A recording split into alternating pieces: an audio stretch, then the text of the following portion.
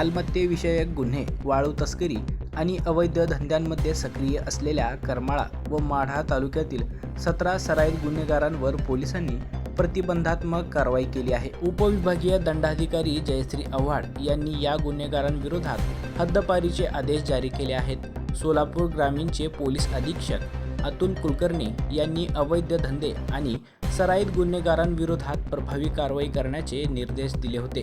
त्यानुसार करमाळा, टेंभुर्णी आणि कुर्डुवाडी पोलीस ठाण्यांच्या हद्दीत दहशत निर्माण करणाऱ्या 17 जणांविरोधात तडीपारीचे प्रस्ताव तयार करण्यात आले। या कारवाईनुसार संबंधित 17 गुन्हेगारांना सोलापूर आणि पुणे जिल्ह्यासह निश्चित करण्यात आलेल्या हद्दीतून तडीपार करण्यात आले आहे। यामध्ये करमाळा, माढा, टेंभुर्णी आणि कुर्डुवाडी या परिसरातील आरोपींचा समावेश आहे। पोलीस अधीक्षक अतुल कुलकर्णी, अप्पर पोलीस अधीक्षक विजय कबाडे आणि सहाय्यक पोलीस अधीक्षक अंजना कृष्णा VS यांच्या मार्गदर्शनाखाली ही कारवाई करण्यात आली। पोलीस निरीक्षक रणजित माने, अतुल मोहिते आणि बाळासाहेब भरणे यांच्या नेतृत्वाखाली तडीपारीची प्रक्रिया राबविण्यात आली।